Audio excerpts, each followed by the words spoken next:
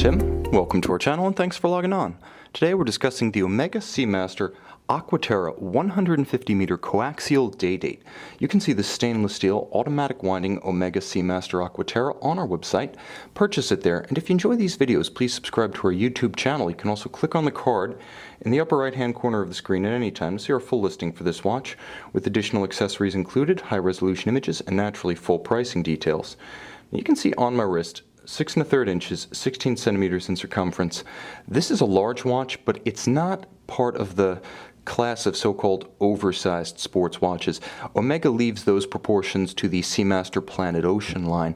This watch is more versatile, as the Aqua Terras are generally known as Omega's surf and turf Seamasters, the ones that are equally at home in the country club and the yacht club. So 150 meter water resistance, but note the absence of any kind of encumbering dive bezel or oversized clasp. So you can see the watch, 41 millimeters across the round of the case, is relatively thin for an aggressive sports watch. 14.5 millimeters, you can see the conical bezel, also stepped, allows a dress cuff or tight sleeve to run up and over the flanks of the watch. And from lug to lug, even including the solid end links of the bracelet, you're just looking at a span of 50.5 millimeters. So an easy watch to wear on a smaller wrist like mine. Again, my wrist 16 centimeters in circumference. I would say that the lower limit for wearing this watch with security and proportion might be in the realm of 14.5 or 14 centimeters in circumference. It does have a nice heft to it, and although the Aqua Terras aren't the most aggressive of sporting Seamasters, nevertheless, this one does have a lot of substance in the case. It's a very solid ingot of stainless steel, so you want a high-grade bracelet and clasp to counterbalance that mass, and Omega achieves that with this 3-link design. Now you can see polished down the center links, satin finished on the shoulders, high polished on the edge. The distinction from variable finishes plays to good effect and articulates the aesthetic of this 3-link style bracelet. Also beautifully channeled underneath. You can see that this one's specifically designed not to pinch hair or pull skin. Furthermore, you'll note that the double deployant clasp is a twin trigger job, so you need positive release to open this. It can't simply pop open like a friction fit. Moreover, being double deployant, it doesn't have that one big up and over fold that can pinch skin on a smaller wrist.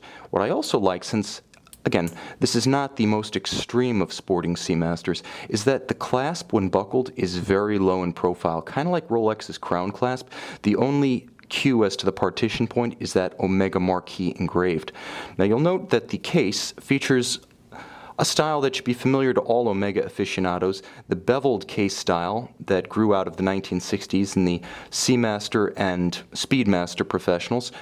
You'll also note the crown, beautifully knurled, and one might even say a little bit oversized for easy gripping, all surrounding a teak-deck concept dial. Now the teak-deck concept should remind you of the late 2000s when Omega was kind of throwing a bunch of aesthetic experiments at the wall to seeing what would stick. And anytime you hear the word concept in Swiss horology, you should hear the word gimmick, because 9 times out of 10, that's exactly what a concept is. A concept watch, a teak-deck concept. Again, 9 times out of 10, it's a throwaway idea that fades into the abyss. Here, it's something that works spectacularly well, because otherwise, this watch might become a little bit, frankly, sterile. But with the texture and the vertical striations of the teak-deck concept, supposedly designed to resemble the deck of a yacht, but handsome enough simply as a form of texture, the watch has a great presence on the wrist, and again, a little bit of a nuance that wouldn't otherwise have. Now, all of the triangular indices are beautifully polished and fully loomed. You can see the broad arrow minute hand, so even though this is not the most aggressive, again, of sporting Seamasters, it's still extremely legible in bright, low, or no light conditions. Now, it is a derivative of the caliber 8500 family of exclusive Omega automatic coaxial calibers, so the question that's probably coming to mind for those who know the caliber is, how does the quickset system work, considering you have both a day and a date? Well, again, if you know the 8500, you know that it doesn't have a conventional quickset date.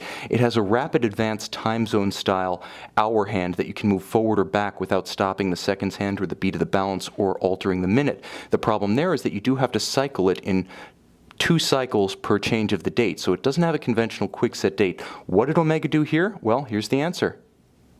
They give you a double quickset for both the day and the date, and they dispense with the time zone feature, so you can rapidly correct this watch should it run down, or perchance make up an imaginary day-date combination.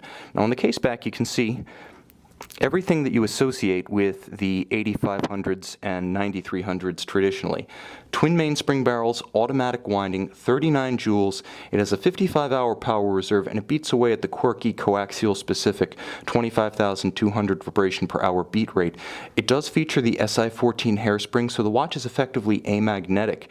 Moreover, because of the twin barrel architecture, it has excellent chronometric performance, pairing superb and even torque release over the full life of the power reserve with the fantastic coaxial system, George Daniels' own invention, still exclusive to Omega, although somewhat similar to the Paul Gerber escapement.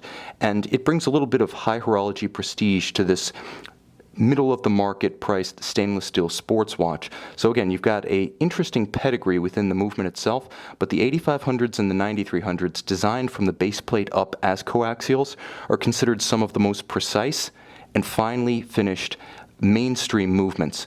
I would throw it up against anything made by Rolex. Moreover, it does feature hacking seconds, such that when you pull the crown, you do stop the balance, allowing precise synchronization to a known accurate reference time.